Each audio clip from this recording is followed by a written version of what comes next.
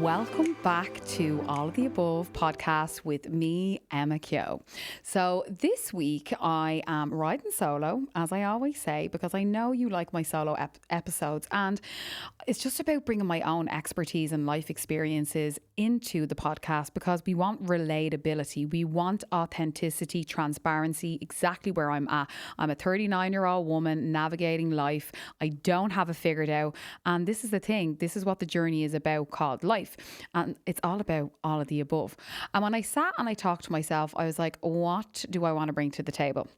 I know you like relationships, I know you like dating, I know you love those feeling and healing subjects, but I do keep it real. This is the thing. I tell you as it is, and that is what this podcast is about. It's about keeping it real and about the power of being authentic, taking those masks off and understanding what authenticity means to you. Because a lot of us, I feel, hold and, have masks on. I did for years, and I'm going to dive deep into my own personal experiences. Because, of course, we have masks. We all have different versions of ourselves between work, career, family, relationships, your siblings, everything like that. You're going to have different masks, but it's learning when you can take that mask off, or if you've ever had the opportunity to take that mask off. And when we think about the word authentic, what does it mean to you? I want you to ask yourself that. What does authentic mean to you? So when I looked at it from my own perspective, it's about being real. It's about being open and honest and showing your true self. It's taking those layers off and nearly feeling exposed. That's what it really is. But when I actually looked at the exact meaning of it in the dictionary, it said it's vulnerability, transparency, and integrity all in one. And I was like, that is so true, because integrity is showing up, like it's being raw and real. Transparency is being very clear and open and honest. And vulnerable is you're sharing stories. You're sharing your raw self. You're opening up. You're peeling off those layers. They're all quite similar, but they're all different within that instance. But I think over the last few years, I've really came to own my authenticity. And I think where that came from was, I remember one day, I think it was obviously 2020 when I go back to when everything hit kind of like rock bottom for me. You know my story. I don't need to go into it in detail. I broke up with an ex, COVID hit, had to sell my house, all these type of things. We don't need to go on about it. But I hit that moment. And I was after studying to become a life coach in neuroscience. So I have a diploma in that. And I start to ask myself about my values. So it's really important to ask yourself, what are your values in your life, your core values, and what is meaningful to you? I've said this before on one of the podcasts, but write that down even in your notes, or take a piece of paper and just write that down, okay? What is meaningful to me and what makes up me? So when I was writing down my core values, there can be more, 5, 10, whatever you want, meaningful, like, family, friends, love, ambition, travel, kindness, what I really respect and value. But one of them was being real, being open, being honest, being authentic. And I was like, okay, authenticity is one of my core values.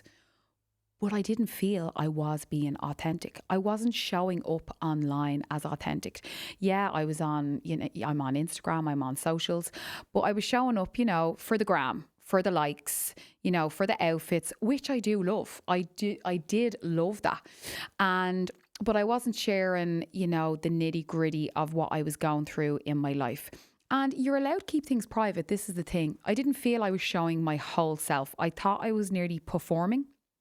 And it came to a point when I broke down and my life was in an absolute mess.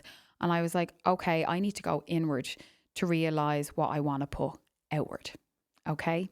So when I started to hold all that information, I didn't share stuff online about my ex, about breaking up. And it felt like I was nearly holding things from people because I was after sharing so much of my life online, where I was going, what I was doing. I was with my ex, I was traveling, this is what I was cooking, this is what I was wearing. It was a lot. And then I kind of honed it in and I started to realize, what do I want to share online? What do I want to put out? I felt a bit of a lie because I was after being sharing so much. But I started to go in and go, okay, do I need some boundaries here? Do I need to protect my peace? What do I want to share? I don't need to share everything. And it was a bit of a struggle for me. But at the time, I needed to protect myself and navigate my own self. Okay. And when I got to that point, and it did take a few years before I came out and I was comfortable to talk about all my ups and downs in relationships and life and ins and outs, it took me about 3.5, 4 years to do that. Like, I'm able to sit here so calm and collected and not even get a flinch talking about these things now, you know?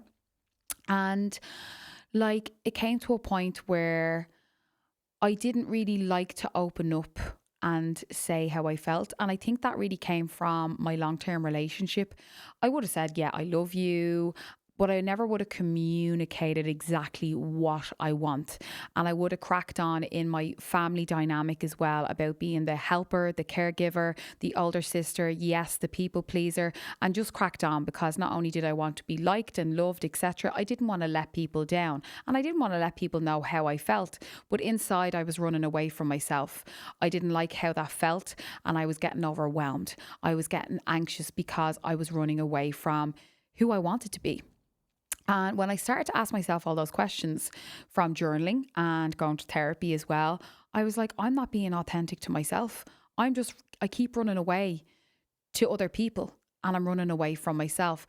And it made me become so aware about who I wanted to be. And I wasn't actually in line and aligned with my core values. I was like, I'm not actually not being authentic to myself. Do you know what I mean? And a big thing is that, you know, have you ever caught yourself acting smaller, different to fit in, and nearly gave yourself the ick after? And when I actually saw that, I was like, oh my God, yeah. I think every one of us has answered yes to that. Do you ever notice like you could be with a group of people and they might be all loud, so you start being loud. Or if someone says, oh, what do you think of that? And inside you're like, I don't like that. But they say, oh my God, I love that. And you'll say, yeah, me too. Because you're afraid of being seen. You're afraid of rocking the boat. You're afraid because you have an honest answer or an opinion about something. What does that make you? Inauthentic. It doesn't really make you yourself. And you're nearly kind of following along with suit instead of staying true to yourself. And I think as I was going along with that as well, I started to realize, you know, it was more fear over reality, about being real. And the fear, I mean, is not being liked and speaking up about my own opinions. Oh no, I'll just say yes. I'll just be a yes person. And I think a huge thing does stem from as well. I think as I touched on this before, and I was kind of bullied a little bit when I was younger. Nothing too major, do you know, that way. But then after you go through something like that, you do have a big stigma and kind of a little bit of a trigger.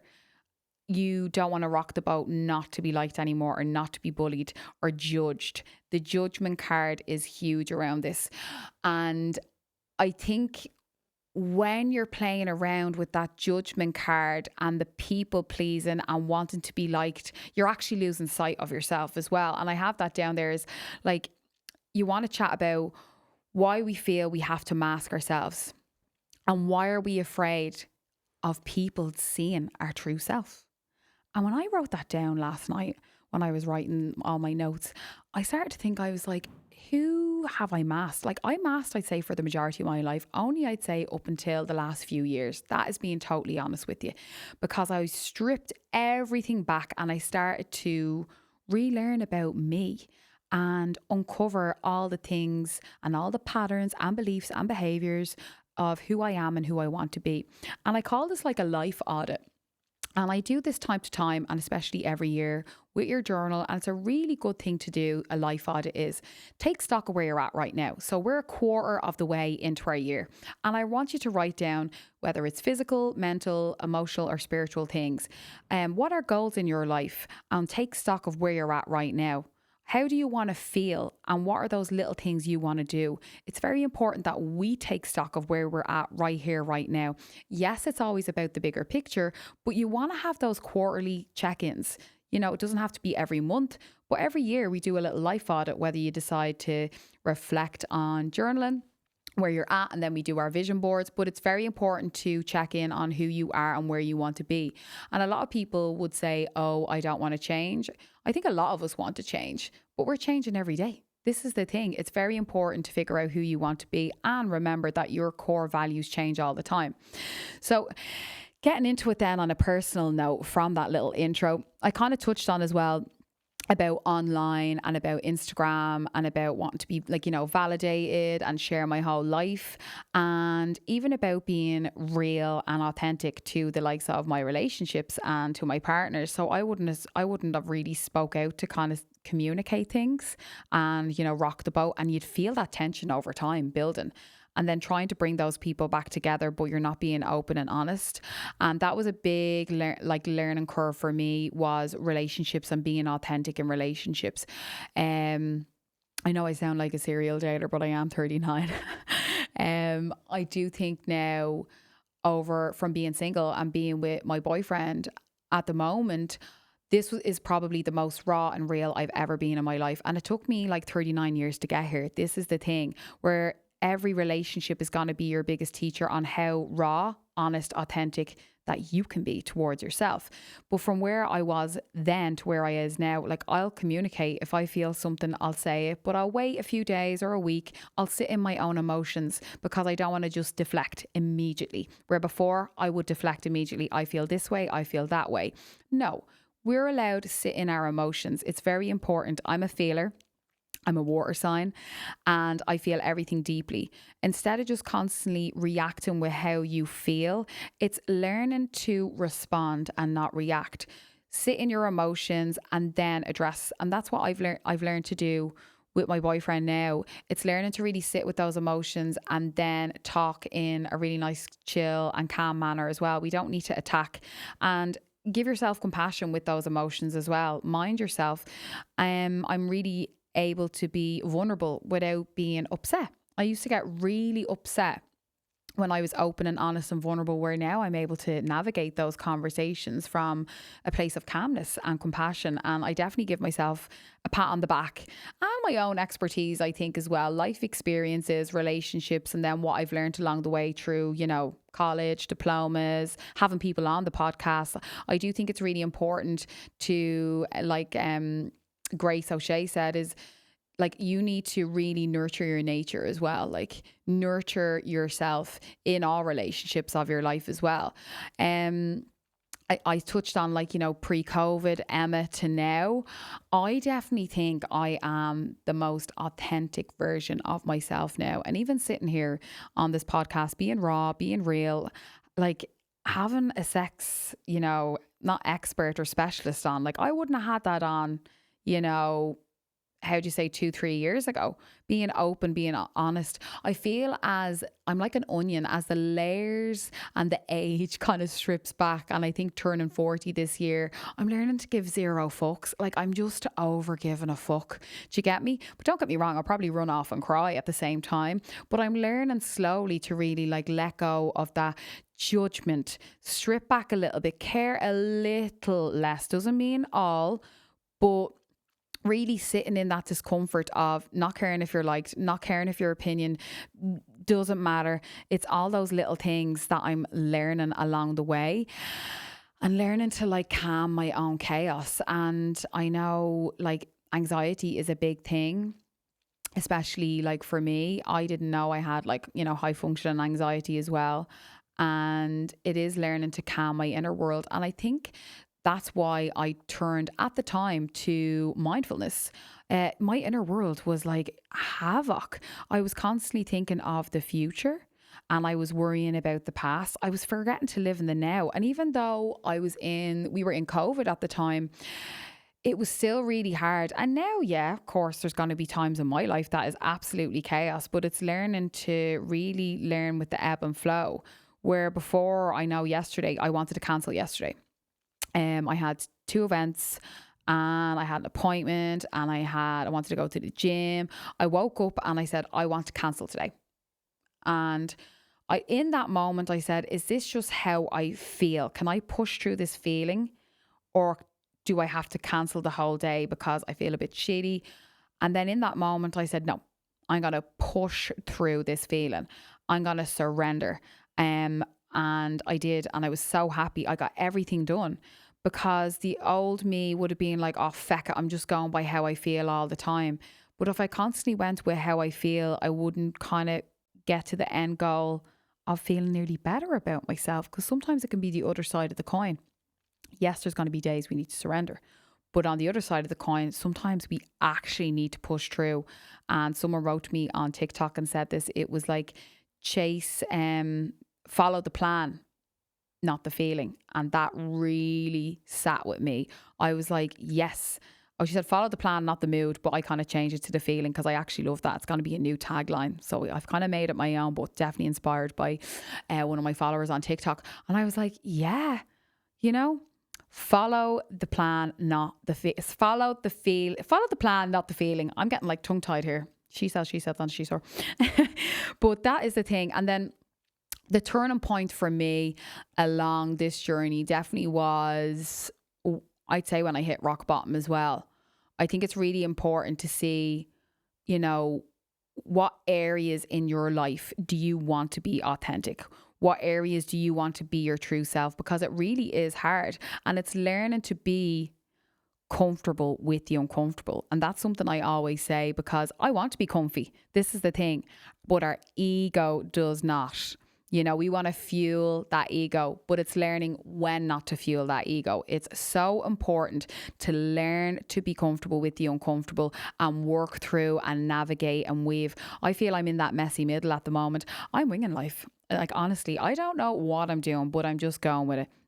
And you're allowed to have a few hats here and there, and, you know, have your job, you know, have your children, you know, be self-employed, have those goals.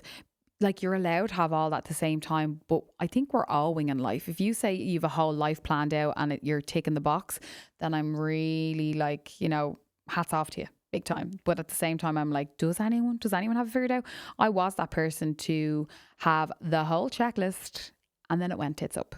This is the thing. You can have the whole plan, the whole checklist, but then something happens and it's all blown up in smoke. And what do we do then? All we have is ourselves. We have to go back to ourselves, and we have to check in ourselves. And I always say, check yourself before you wreck yourself. That is a huge thing. Like, we're so conscious all the time with checking in on everybody else. But when was the last time you actually paused and stopped going, how do I feel? How does Emma feel? And on a scale of 1 to 10, where am I at today? Okay, 1 being a bit low, 10 being amazing. And it's really important that we check in on ourselves every single day to see where we're at, because you have the power to change that number every single day. You can sit in that number. That is totally okay. But then you can say, do I want to change that today? And there's a really good analogy that I actually, I always talk about when I do my mindfulness hikes. And I say, think of us like an iPhone charger, okay? You're going to have your phone there, not an iPhone or your Android. You're going to have your phone there. There's going to be days that that battery runs totally out. What are you going to do? You're going to charge it in straight away. But think of yourself like that iPhone or that Android. When you are absolutely drained and you've ran around after everybody else, you've went to work, your children, you've helped your friends, what do? You probably go home, doom scroll, and you're just absolutely wrecked. No, I want you to ask yourself, what percentage are you at today? Okay? And what do you need to do in order to charge your phone up? What's in your toolbox? Do I need to go for a walk? Do I need some air in work? Do I need to get a coffee? Do I need to go to the gym? Do I need to get out into nature? What's in my toolbox of taking myself from a 20% of my battery up to a 30%. Do you get me? So it's really important that we check in on ourselves, and this is going to increase awareness towards yourself as well. And when you're more aware of yourself, this is when authenticity is going to come in. You're going to actually start being real with yourself and honest with yourself, because the more you run away from yourself, the less authentic you are. Do you see where it's coming part and parcel with awareness, checking in on yourself, to being real with yourself at the same time? So stay with me. And then when we think of that as well, we have Authenticity, so being authentic versus performative. And this is something I touched on there at the start. It's like, social media, okay? So how do they differ? When you have energy. So if someone is in the room with you and they are high energy, it's going to translate because energy is like for like. If someone is a bit slump and a low, or you go into Zara, you're in a great mood and you go to the till, and then at the end of it, you are in the height of it. We've all been there. Then you have people mirroring. Mirroring is a huge thing. So mirroring is similar to the energy. Energy is like for like, but someone's going to mirror your energy. So if I come in and I'm chatting and I'm all high energy, you're kind of going to mirror that energy. But if I talk slow and I'm really calm, you're going to slow down and you're going to be quite calm. And this is why we mirror each other. It's actually, you should notice sometime, instead of obviously not being you can be yourself, but notice when you mirror someone, and someone could be even inauthentic to you or nearly bitchy, or, how do you say, not, I'm going to say the word, not aggressive, but nearly a bit like sarcastic or a bit snappy or sassy or whatever it is. Mirror that. You can mirror that, be like, oh, I didn't know like that way. And then they're like, what's going on here? You're not accepting it. You're mirroring their behavior, and that will relay back to them. And another thing is then regarding performative is when you are making up for a percentage of the, excuse me, I nearly need to belch there. I was having some Revive Active earlier on. That's what it is. I know, TMI. So when you're making up for a percentage of the room versus the conversation. So there's going to be times where you have a conversation or you're meeting a friend, etc. And you are sitting back and you are just listening to the whole thing, and they're just nearly, waffling away to you, taking it all in. And you're like, oh my God, I am wrecked. Okay. Then there's the other side of the coin where they're talking, but you're nearly performing to listen. You're not actually being your whole self. You're just engaging in the conversation. There's someone high energy in the conversation that jumps in and you're like, oh my God, yeah. You don't need to do that. That's performative. That is not being authentic. And I've been there. I have been that person where I will perform. And instead of being my true self and just being a little bit quieter, if I'm not up to the conversation, I'm not having a good day, like learning to switch on. Like, this is the thing, I can switch on. But I don't do that as much anymore because I'm not being true to myself. Do you understand? It's learning to sit in the uncomfortable and not force who you are and the energy, what you want to bring to the table. And this can be quite uncomfortable as well, because when you're so used to being in a large group of people and you want to be your high bubbly self, and you're not really feeling it that day, you actually feel worse off after, meeting up with those friends, because you haven't been authentic, going, listen, girls, I'm actually not myself today. I'm not really feeling. They'll be like, oh my God, are you all right? So then they know where you're at. You're being honest with yourself and you're saying, listen, this is where I'm at today. I'm not feeling myself. Instead of just jumping up and masking of where you're actually not at. It's okay to actually expose your feelings, be vulnerable, be transparent about it as well. This is the thing about being authentic. And I think there's a lot of pressure of being authentic publicly. So for people who are on social media like myself, or even in the public eye, or if you're listening to other podcasts, social media, public authenticity, it is curated vulnerability. Okay, I'm doing it now. I'm being vulnerable with you. But then sometimes that can be taken, that you can take that for a ride, and you can take advantage of it as well.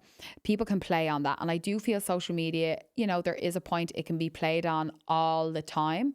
You don't need to, see someone crying every single day. You get sick of it. But there is a point where you're like, oh my God, I actually am attached to that emotion. Like I put things up like that on social media once every hand's turn, do you know? But there is a point you don't need to be performing all the time. Then you're just kind of taking advantage of your vulnerability and your authenticity as well. You're just performing. This is the thing. There's two different sides to the coin. And even little things is like, do you owe everyone the full truth or just honesty? So even when I was thinking back to myself, I was like, I'm such an oversharer. And I know even my boyfriend said to me there last week, he was like, Emma, you don't need to tell people that. And I was like, oh my God, yeah. Like, but I kind of knew I didn't, but at the same time, I wanted to overshare because that's me. But at the same time, I'm learning over the years because I was such an oversharer. You don't have to tell everybody every single part of the story. You can keep it brief. For instance, I'll give you an example. So, I was at an event and I had an appointment.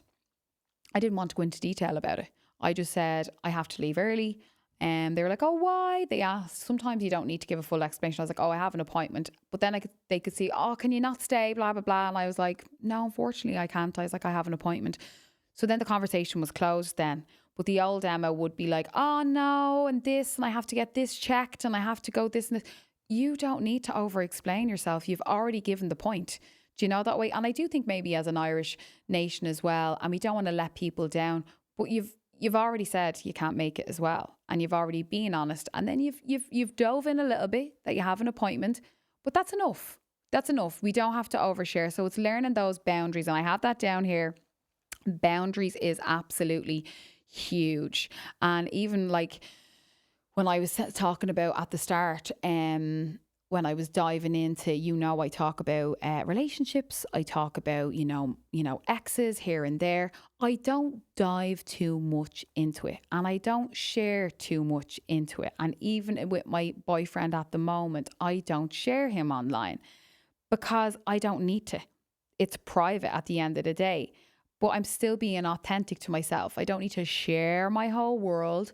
And it's very important that you don't either. You don't need to share all your stories with your friends or traumas or deep dives. You can pick one person that you can share your story with, not all of them. You can choose. And this is the thing with your friends and your family, you can choose who you tell certain things to. You might have one bestie that you tell everything to, but you don't need to say everything to them, even like your partner or your boyfriend or your girlfriend. You don't need to say every single piece of your life story to them in order for them to know you. You're allowed to hold things to yourself. And I've learned that over the years as well. You don't need to have verbal diarrhea and say every single thing. Do you know that sort of way? I've really learned that over the years to just hold things in and be comfortable with sitting with those things in order to stay true to myself. Everybody doesn't need to know your every single move and also your every single protocol and information. Do you get me? It's so important. You get the gist of the story, but I don't tell you the full story. Do you get me?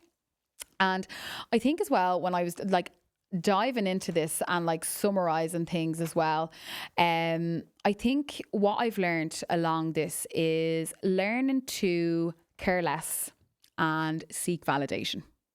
That was a big one for me, especially even having social media. Yes, we love a bit of engagement, we love the likes, we love all that as well. But I am caring less. And I think probably some of you listeners who follow me on Instagram, maybe you have seen that as well. And what does that mean? I'm learning to live authentically because I'm not seeking validation. I just want to share my story. And from that then, and not overexposing myself, is protecting my peace. Learning to protect your peace and being authentic is huge. You don't need other person's approval. You just need your approval. This is the key thing. You don't need 50 million people around you. You probably just need that small circle. Maybe you need to say no to that night out or that meet up with a friend to just protect your peace. You're probably just not in the mood of it. Or, is there a group of friends that there's a person in it that you don't want to meet? Learn to protect your peace. That is okay. It's so important to know and have your little safe bubble. Like, think of it like a little bubble around you, and you don't want someone to burst your bubble. That's what it is. Don't let people in that bubble. You have to zip that up. I kind of call it like, those when they do the Astro football and they're in those bubbles. That's what it is. Pretend we're in that little bubble and we're playing Astro football. No one's gonna burst it. There we go. There's a vision for you as well. Choose what you share. I have learned to really choose what I share. You know me at this point, especially on the pod or on socials. I do share. But I do choose what I share. I give you a lot, especially on the pod. I do give you a lot. But choose what you share. Be very careful what you share and who you share with. And I'll give you an analogy now. Choose what you share, okay? Let's say you're at a dinner table. It's not a buffet, but we're all picking. It's an open table, let's say, okay? You have your friends there, but you're going to choose what you share with who, okay? Who's going to have what? Who's going to sit at your table? Who wants a seat at that table? Are you going to have fun? What's the energy you want to bring? It's very important like to realize who you want at your table, at your dinner table all the time. And that dinner table is your life. Do you want to bring in the negative? Do you want to bring in the bitchiness? Do you want to just bring in people just to be liked because they're nice, because they're cool?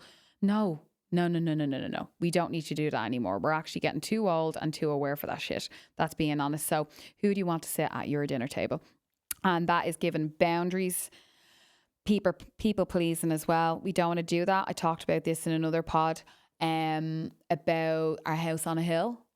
I think you need to go back to I think it was the Agony Aunt episode as well. There's 3 houses on a hill. You need to choose which house you are. Fort Knox, the Lovely Gate, or everyone running around. No, you need to choose that one. And over giving. I am a giver. I am a helper. But I've learned not to overgive, because sometimes I think that other people are going to treat me as I treat them. Like birthdays or doing things or bringing presents. And then when I don't get that back, I'm like, what the hell? What did I do wrong? People aren't the same as you. You have to understand that. People don't love the same as you or give the same as you. So you really need to understand that as well. And yes, you can give to a certain point. You don't have to give 70 and 80%. And then when they give 20, you're upset. Pull back. You give 50, they give 50. It's a dance. Let it ebb and flow like the tide. Do you know? Ebb and flow and let it go. So it's really important that you learn to sit with that uncomfortable again, let it flow, let it go, and see where that other person meets you at as well. So you can give, not overgive and overextend yourself. And then you know where you lie with that person, and you're not feeling wrecked as well. You're not exhausted. It's so important, because the more you give, the more your battery is going to be drained, and the more you have to charge yourself up. It's learning to be more aware of that. So when I went into it, and what has helped me stay rooted and really grounded in who I am, I have 5 tips and key takeaways on being more authentic. Okay, so number 1 is take pauses before responding. Okay, learning to think, is this anxiety that I'm sitting in, or is this I want to show up as being real and honest? So if you want to show up being real and honest, okay, I'll write back in a few minutes, or I'll write back in an hour when I finish the thing I need to do, instead of coming from a place of react. We don't want to react to things. We want to learn how to respond. Instead of being in fight or flight, we want to be in rest and digest. We want to be in a calm state. We don't want to be activated. That's not the real us. We want to let things simmer down, not boil and pour over when we're literally cooking. No, we don't want to do that. Number 2 is embrace cringe. You want to embrace the cringe.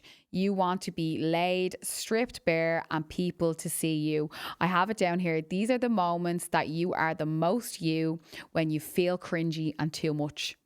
This is it, because you're never too much. Maybe other people aren't enough. I think that is a huge thing in being authentic, is just embracing cringe. I think sometimes my sisters look at me and they'd be like, oh my God, when I get my little hyper phases, and I'm like, what? I don't care. Like, I'm me. Do you know what I mean? I'm probably cringe to them, but I actually don't care, because I am me. And I know other people pick up on that and they're like, oh my God, you're a vibe. And I'm like, I think it's just because I'm so unapologetically me, do you know? Number 3 is listen to your body. Signals as it knows when you are out of alignment faster than your mind. So your body keeps the score. Your body is going to know when it's out of alignment. It's like anxiety. You feel it in your body more than your mind. So you have to remind yourself what is going on. How do I feel in my body? Again, check yourself before you wreck yourself. On a scale of 1 to 10, come back into your body and rhyme off how you feel in your mind. And number 4 is embrace and allow change. Allow the ebb and flow of change. Like I said, the ebb and the flow, the in, the out, the uncomfortable. You have to allow and embrace change. And you have to think of yourself like a revolving door. Would you rather evolve or revolve? This is the thing. You have to allow yourself to move forward through that door instead of going around like a record player. And then the last one is surround yourself with people who mirror honesty, not performance. It's draining. You're not in a circus for others. And I wrote that last night. I was like, oh my God, yeah. Because sometimes we literally feel like we're in a circus or the Truman Show. You literally feel like you're performing for people and you're wrecked from it. You want people who are going to mirror your energy and call you out on your shit at the same time, being like, here, Emma, that was a bit too much, or what's wrong with you? Do you feel okay? Are you overwhelmed? You don't want people to be yes people either. You need people who are going to mirror. So to take that off is 5 ones is take pauses before responding, embrace cringe, listen to your body, embrace and allow change, and surround yourself with people who are going to mirror honesty. So, another takeaway that I want you to ask yourself at the end of this podcast, okay? What's one small thing this week you can let your true self shine a little more? Okay, I want you to ask yourself that. Type it down and be like, how can I show up as my true, authentic self this week?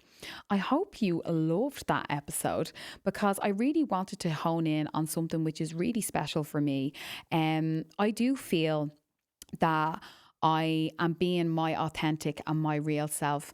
And I think when I do my workshops, my events, and the compliments I get from you guys who follow me, when I actually said one of my top values was authenticity, and I asked people who was at my workshop or I was doing an event, I was like, do you think I'm authentic? And they were like, 100%.